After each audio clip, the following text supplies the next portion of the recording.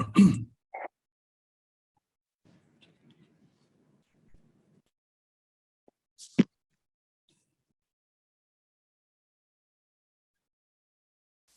morning, folks. We still have people logging in, so if you just bear with me 1 minute here, I'll try to get everybody in so that it's not distracting us from what we're trying to do. And then we'll get rolling.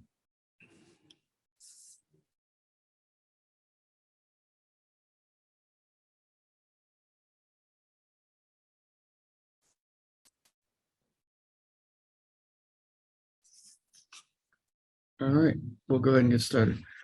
Good morning, everyone. This is Barnstable's formal site plan review. My name is Brian Florence. I will be chairing this committee meeting. Site plan is where we bring project applicants together, as you know, with regulatory staff in order to review projects that are being proposed in Barnstable. Most of what we're going to talk about today has already been talked about in informal, so you know if you're going to a multi-member board or not by this point. You may have noticed that this meeting is recorded. While it's not a public meeting, we do retain our formal meeting record in video format so that people can go back and look to see what happened at site plan review, as opposed to informal where we eliminate those recordings. Real quick. If you are logged in, please mute. Just at least till I get through this process here. So the way we conduct this meeting is that we read an application into the record. Then we turn the meeting over to the applicant, where you can give a brief overview of the project you're proposing, including the relevant site details such as zoning, park, and wastewater, etc. Once the applicant's finished, we bring the matter back to staff for questions and comments. Just ask, if you're going to speak today, that you state your name clearly for the record. And if you need to share plans with the group, I've set it so that anybody can share plans. Feel free to do that, or but just let me know if you're going to do that so that we don't disrupt the meeting. And if you can't share plans, you don't know how to, let us know, and one of our staff will help you, either Maggie or Kate or myself. With that said, I think we can go ahead and get started. Maggie, if you'd like to read our first case into the record, please. Our first case today is site plan review 23-1 for Reach Assembly of God, represented by attorney Eliza Cox. The address is 959 Mary Dunn Road in Barnstable, map parcel 332012. The zoning is in the IND as well as the WP overlay. The applicant is proposing the construction of approximately a 9,364 square foot building to the existing church. Hear the audio, you just know it. Greg, can you please mute your microphone? Thank you. Go ahead, Maggie. That's it. That's it. All right. Thank you, Maggie. And who would like to make the presentation here this morning? Thank you, Brian. I'll start. For the record, my name is Eliza Cox. I'm an attorney with Nutter, McLennan and Fish on behalf of the applicant. Joining me this morning on this matter is Pastor Dennis De Silva, who's the pastor of the church, Glenn Knowles, who's the project architect, and Dan Ojala and Danny Gonzalez from Down Cape Engineering, who are the civil engineers for the project. As Maggie indicated, the church is looking to expand by about 9,400 square feet on the site. Presently, there's an existing church on the property that's about 24,000 square feet. The existing church was constructed in 2000 and went through the permitting process at that time, including site plan review. I do have a copy of the March 2000 site plan review approval, which reflects what's on the ground right now. As I mentioned, the proposed work now is an expansion of the church by about 9,400 square feet. I'm going to actually turn it over to Glenn for just a moment to walk through the project from an architectural standpoint, and then ask Dan to highlight some of the site work that's proposed in connection with this. And then I'll wrap up with a quick overview of the zoning. So Glenn. Hello. Hi, everybody. My name is Glenn Knowles. I'm the architect, Glenn Knowles Associates out of Boston. I apologize. I'm in my car outside of a Starbucks in Leland, North Carolina. And hopefully this works without my iPad dying. Very quickly, the church had several needs that has led to the expansion proposal. The primary need or reason was to increase the capacity of the seating in the sanctuary by a little over 200 seats. They also wanted to increase the toilet count. Technically, even with the expansion, they would have had enough toilets to meet the plumbing code. However, we're going to greatly exceed the plumbing code requirement with the new toilets. We're also creating a new lobby that leads to the expanded sanctuary that'll have a welcome desk and a coffee area. We're adding some children's Sunday school rooms in the lower level below the sanctuary. And then finally, we're giving the building a very kind of modern upgrade or makeover, if you will. To do this, the main thing we're going to do is take the two existing sanctuary walls and push them outward, two of them by about 20 feet. The other major move is we're going to remove the existing high gabled sanctuary ceiling and make that a flatter, slightly sloped roof, and we're removing the sanctuary. So we're actually lowering the height of the building significantly. The building will the project is definitely a construction control project. We will include building code analysis in the permit application documents, and we'll apply for any signage permits that we need. That's about it. Thank you, Glenn. Dan, do you want to highlight some of the civil site work improvements? Sure, I'd be happy to. Dan Ojala, I'm a land surveyor and civil engineer with Down Cape Engineering in Yarmouthport. So it's a plan that we had worked on many years ago, and Lucy called me last. Lucy texted me. developed originally with the church. We had always left, if you look at the original plan, rooms for expansion in the front. And that's generally the bulk of the area where the addition is going. It was some good planning back then. The one thing that Liza, I'm sure we'll hit on, is that they do need to expand to the south a little bit. And so we'll need some relief from zoning for that. The Dover Amendment does have some limitations in terms of yard setbacks and, general conformance. So it does look like we'd need relief on that. But it's a pretty straightforward design. They do share parking with the butters. So we're not looking at, paving the universe here. We're going to be smart about it and use some of the neighbors' parking lots. The roof drainage, Glenn and I are still nailing down our exact downspout locations. And I will get some exact specifications, but we've roughed in plenty of roof drainage for right now. We included in this new revision a lot of the subsurface drainage that we'd done 20 years ago. And the good thing about roof runoff, it tends to be quite clean, and the drainage tends to last a long time. So we're going to reutilize one of the big western pits that would put in the driveway there, that manhole cover. In addition to on the south side, all of that is piped into the big existing galley. We're going to supplement that with a second one in that area, and also a second or a third one in the southeast corner. It's a very modern design with like a gull wing, but the pitch is generally towards the southeast. So we're going to pick up a brand new pit in that southeast corner. I was working with Michael from the engineering department on some of the finer points of the sewer design. I didn't even have a chance to mention Eliza yet, but the Cape Cod Hospital is generously, this is a nonprofit, of course, and money is always snug. It looks like we're going to be able to get a duplex ejector pit donated from the hospital. They had put one in that is being replaced by the addition just a year or two ago. So it's almost a brand new unit. And I'll work with Michael on getting a sampling port down in Mary done for that. And of course, a few more details on the sewer run that's shown in the inset. So we'll clean up those, kind of technical details with a CD set, but this is chalks in everything very nicely that we think the way it's going to be. You'll remember at the informal I'd mentioned we'd put a handicap ramp in that didn't really make a lot of sense. It's not from any accessible spaces. So we replaced that with a small set of stairs. There is a grade condition here where the church is up on a hill and it slopes down towards Mary Dunn. So we've introduced that little retaining wall to pick up the grade difference and provide a nice courtyard around the addition. But that does, you can see, need some site stairs in two locations. Over in the middle for the main entrance with all the handicaps, we're just bringing the grade right up flush the way it is now. No ramp at all, just a little curb ramp, which is the 1 to 12 6-inch reveal cut that would be normal in front of any public building. So that all seems to work very well. We're excited about this addition. I'll work with engineering staff to clean up any little details on the CD set, the construction drawings.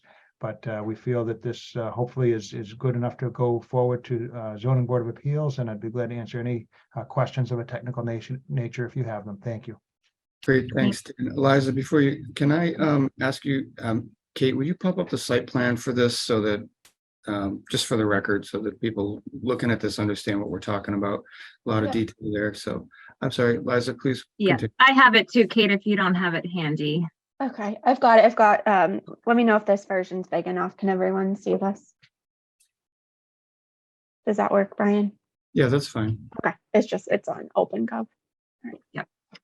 Great. So just wrapping up, I wanted to just briefly touch on the zoning. As Dan mentioned, it's a church, and so it has the protections of the Dover Amendment under Mass General Laws, Chapter 40A, Section 3. The town of Barnstable has a provision in the zoning ordinance that allows exempt uses to seek what's called a modification permit from the zoning board for relief from the reasonable dimensional requirements that can be applied to exempt uses. And so we are anticipating zoning relief for this expansion in a couple of manners. First, we'll be looking for relief from the side yard setback, where the new expansion is proposed to the south setback.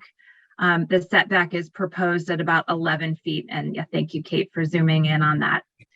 The second aspect of the modification permit will be relief from having to have all of the parking spaces on site.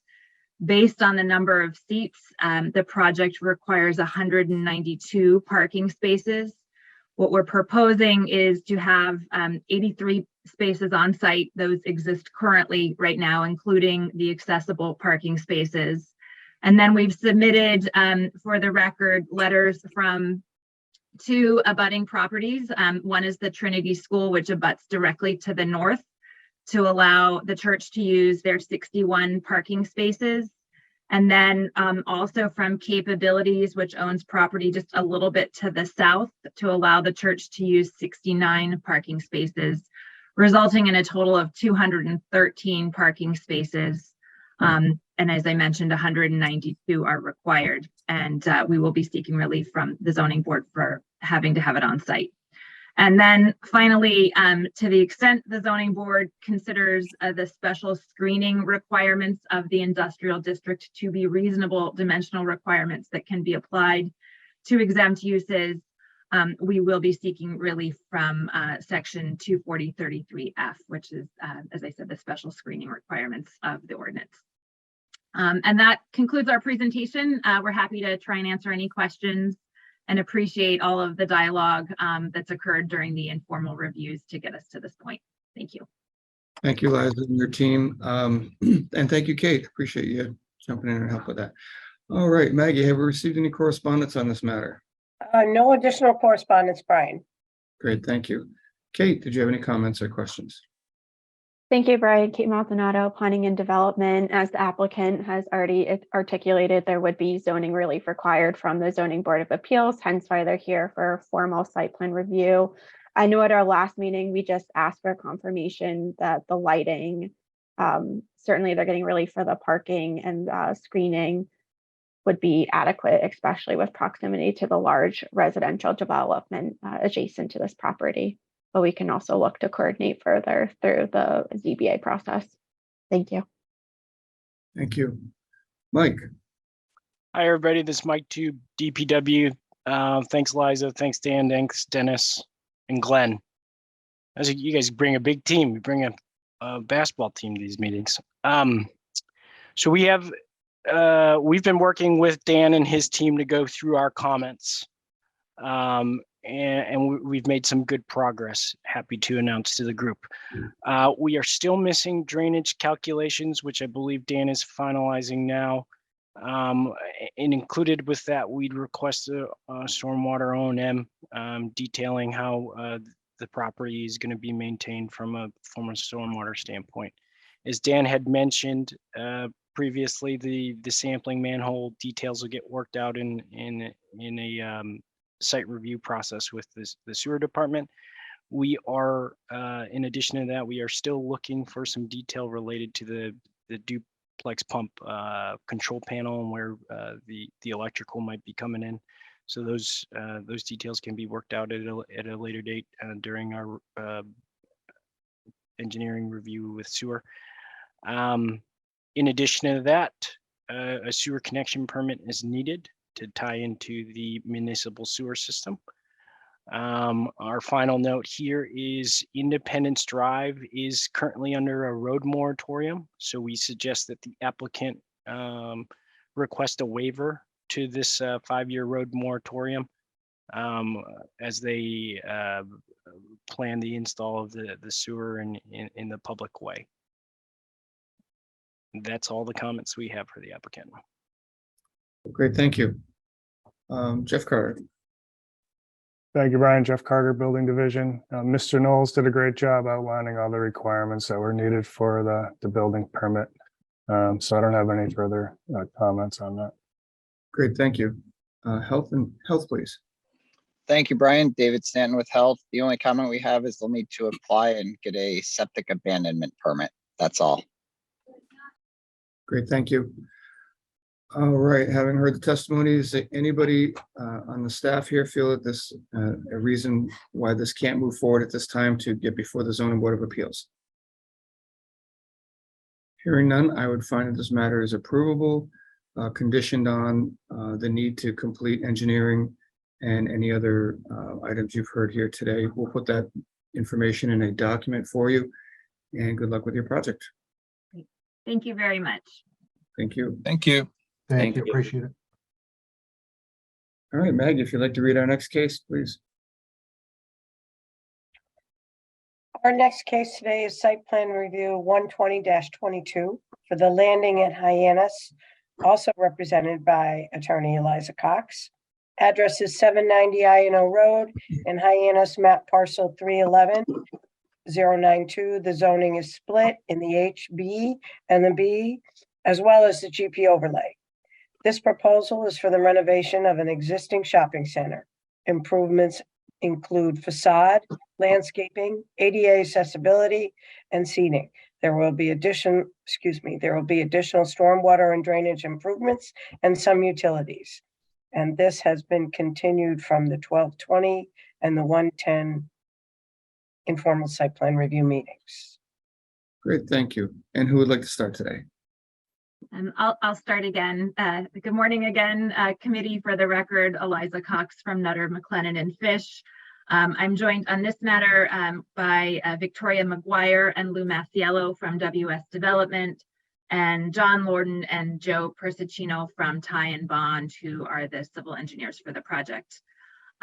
This project has been the subject of, I think, 3 or 4 informal site plan reviews and numerous dialogue outside of the informal site plan review context with members of this committee and other departments at Town Hall. And we really appreciate all of the input that we've gotten during that process to bring us to this stage today. As I'll wrap up, we're here for formal review, although the project does not require any zoning relief for the proposal. It is an important project to the town, and so we understand the committee's interest in having this proceed at the formal review. But unlike other projects that often come here for formal, this one does not require zoning relief. What I'd like to do right now is turn it over to Victoria to give an overview of the work that's proposed, and then we'll turn it back to the committee for any additional questions or comments. And do you mind if we put a site plan up? I think Victoria's got some slides she was going to show to walk through the improvements. Yep. That's great. If it's okay, I can share my screen and walk through this as we talk. Okay, please and thank you. Can everybody see that? Yes. Okay, wonderful. Well, thank you very much to the committee for having us this morning. My name is Victoria McGuire. I'm the Director of Development at WS Development and have been working on the project, the landing at Hyannis, since about 2018. I got involved, and the company was part of a bid process, as many of you know, to redevelop the site in 2018.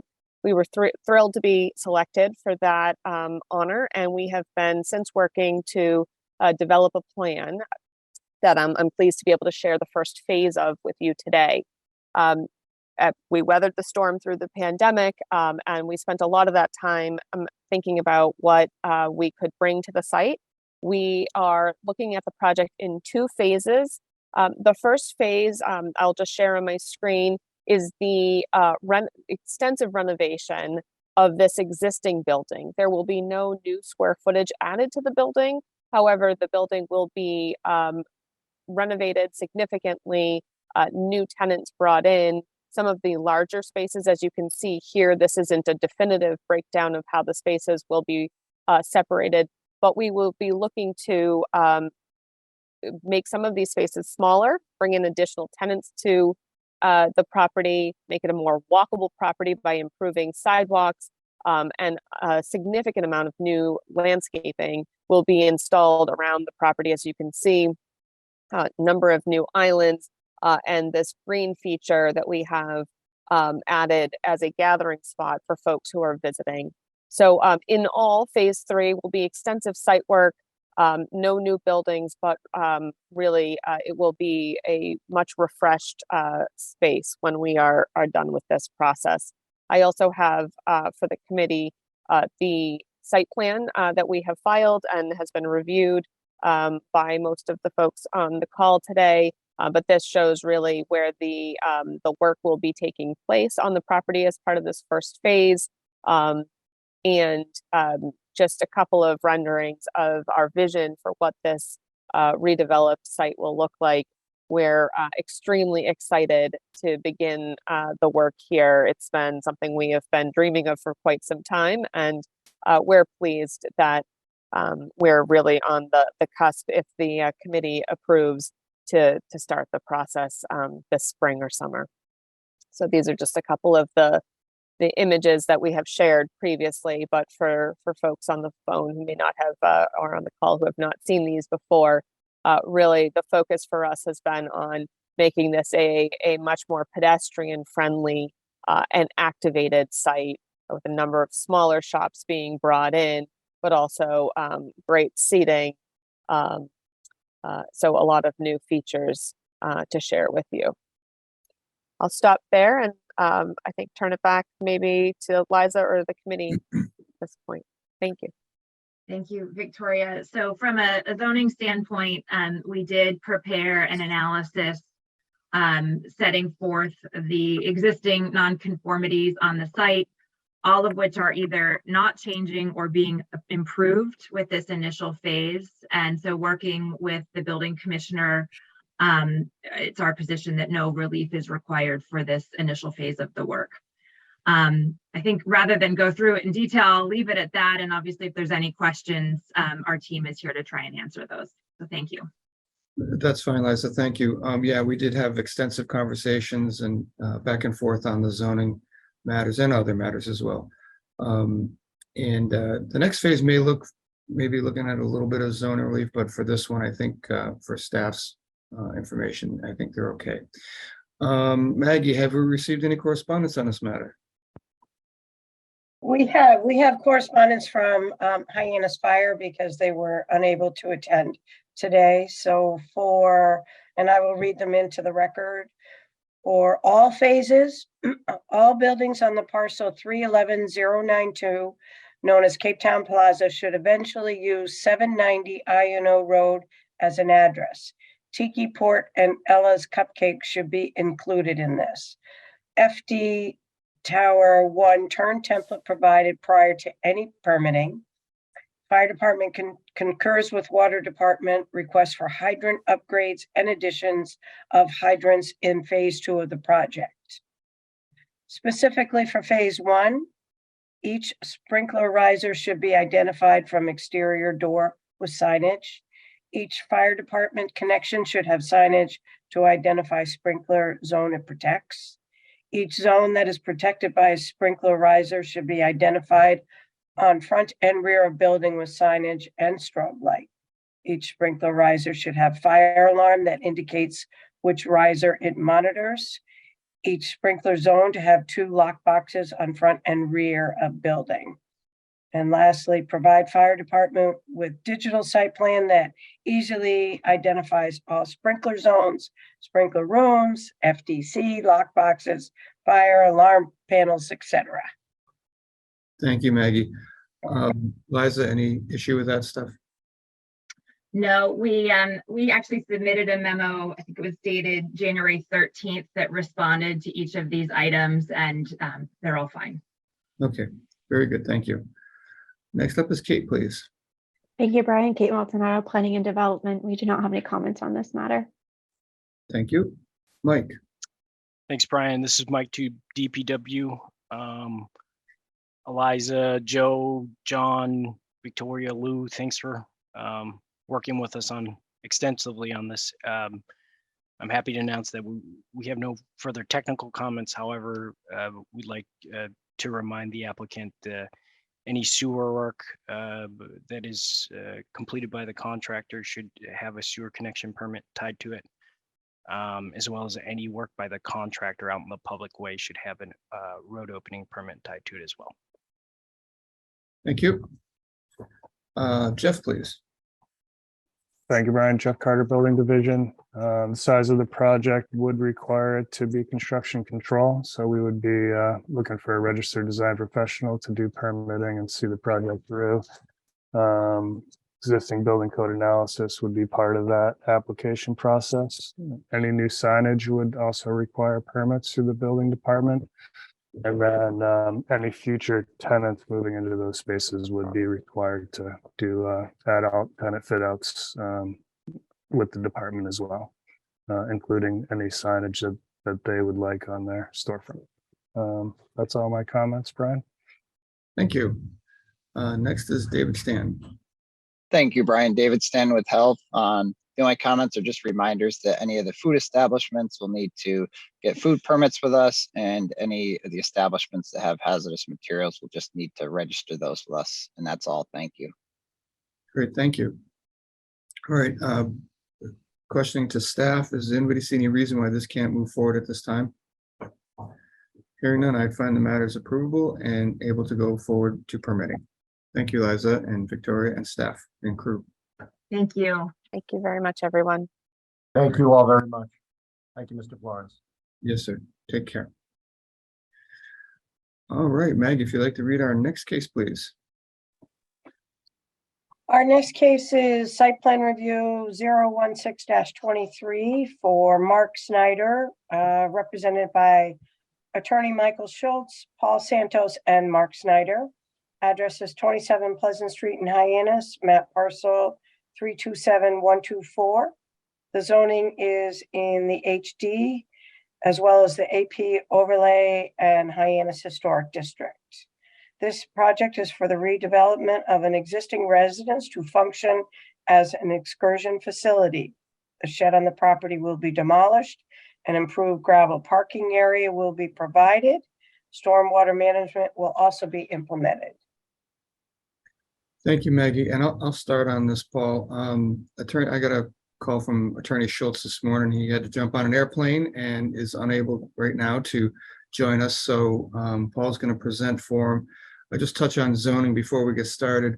My understanding is that this project will seek a variance unless for some reason this evening or anytime in between now and then a zoning change occurs in downtown Hyannis. So, and if the zoning change occurs in downtown Hyannis, that may preclude the need for a variance from the zoning board of appeals, or planning board, I should say.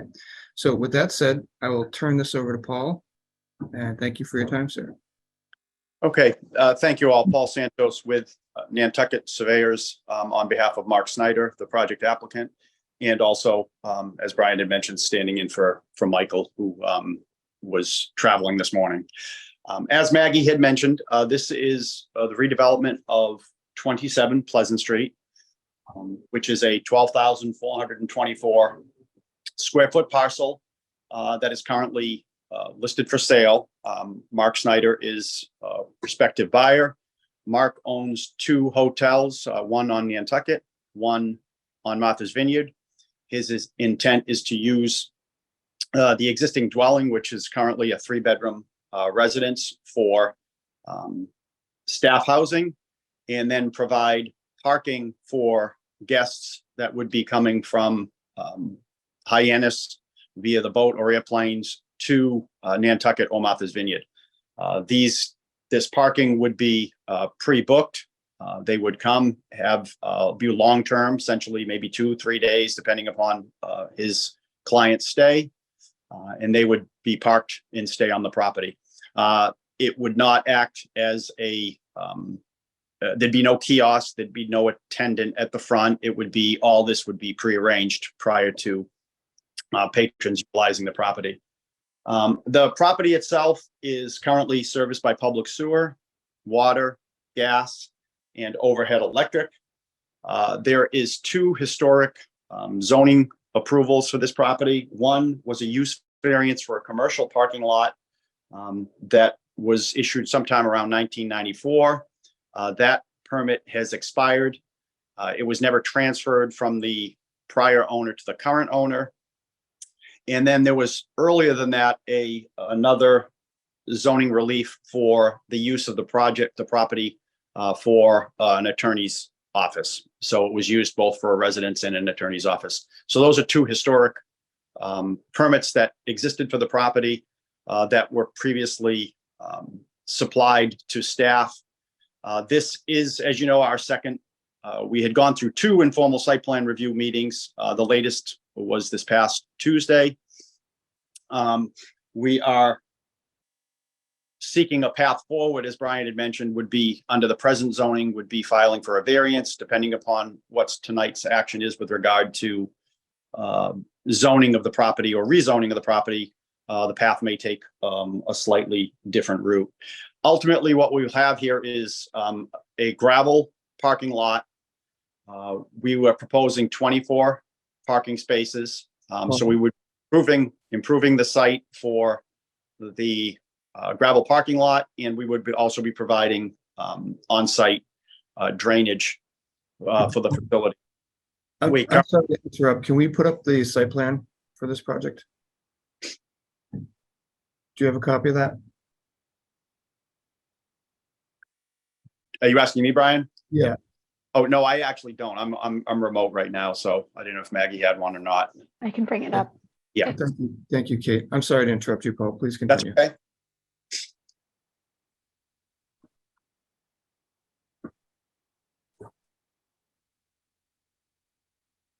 Okay, thank you, Maggie. So this plan depicts Pleasant Street running in a north-south direction. The existing dwelling, which is to the north side of the property, would be utilizing and expanding one of the existing curb cuts on Pleasant Street, providing the gravel parking lot. You'll see the drainage along the westerly boundary of the property. It's a subsurface drainage system. Again, we'd be looking at 24 parking spaces. All the spaces would be 9 by 18. We would distinguish between what would be simple car spaces, would also have an area for car and SUV spaces. And we've got determinations of the aisle widths, depending upon where the particular cars will be parked. All the spaces would be marked using a ground-mounted delineator with numbers for all potential guests. They would have a set number to park when they come to the site. We have opened up dialogue with Mike at the DPW. We will be supplying additional information from our original submittal with regard to the on-site drainage system. And there were, I think, 3 or 4 other items that we would be addressing also.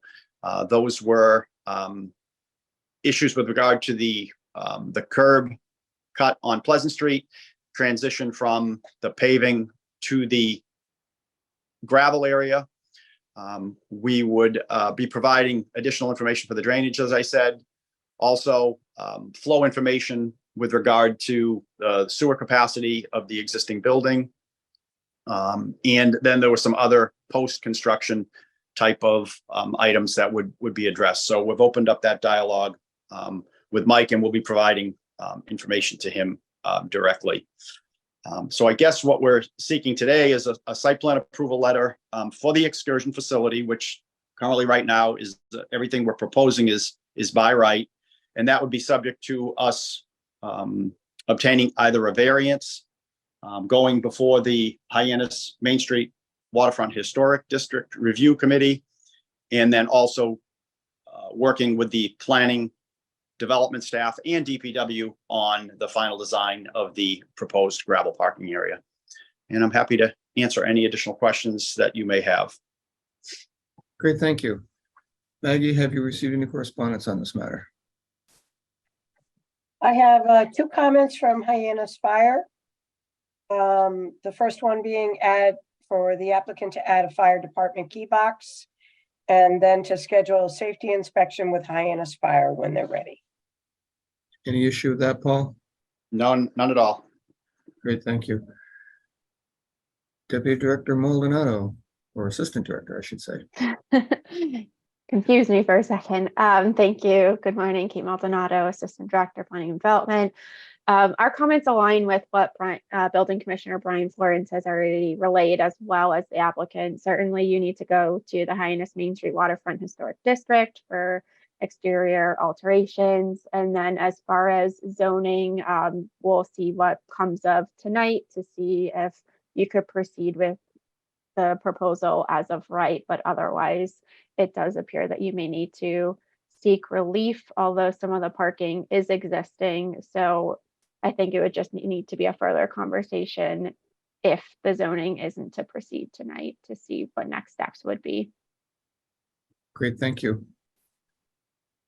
DPW, please. Hi, Brian. Thanks. This is Mike 2 with DPW. Thanks, Paul. Just to reiterate what Paul had detailed in his presentation here, what we are still looking for from a technical standpoint is with respect to the driveways, we want to understand how the gravel material from the parking lot will stay in the parking lot. So that's very specific to how that driveway cut shows in terms of detail and design.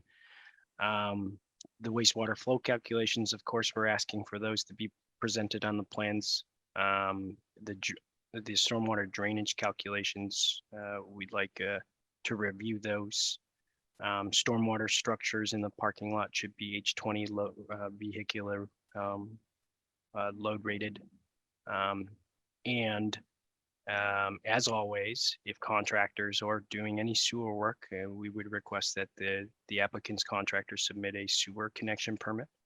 And if work is being done in the public way, we would ask that the applicant's contractor submit a road opening permit as well. Thank you. Next is Deputy Director Carter. Thank you, Brian. Jeff Carter, Building Division. We will be looking for a building permit for the renovation of the primary structure, which will include the 2015 existing building code analysis to document the use and the building code requirements. There's also a barn on the property that's being proposed to be demoed. That would also be required to have a demo permit, which would include utility shutoffs. And then any signage that the applicant would like to put on the property would require both a building permit and historic approval. Those are my comments, Brian. Thank you. Very good, thank you as well.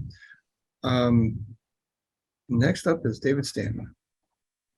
Thank you, Brian. David Stanton with Health. You'll just need to register the rental units with the health division, and if there's any outside rubbish or garbage, you'll just need to be screened from public view. That's all. Thank you. Thank you. Okay, so for the public's benefit, we've had several informal versions where we worked through a lot of the details here. There's still a couple details that need to be taken care of, but I think we've got a handle on how that's going to occur. Anybody see why this matter cannot move forward, at least to permitting? All right, seeing none, I would find that this matter is tentatively approvable and is based and is contingent upon final zoning approval either by a variance or as of right should the zoning ordinance be modified or changed this evening or between now and when the variance is required. And also upon finalizing the design and approvals for stormwater with the engineering department. Have I missed anything, staff? All right, so that is the basis of our tentative approval, and we look forward to your project. Thank you very much, everyone. Thank you as well. Staff, thank you for your time. Do we have any more? Maggie, this is the last one, right? No more. Right. Very good. Well, staff, thank you for your time. As always, I appreciate you, and we'll be talking soon. Have a great rest of your day. Thanks, Brian.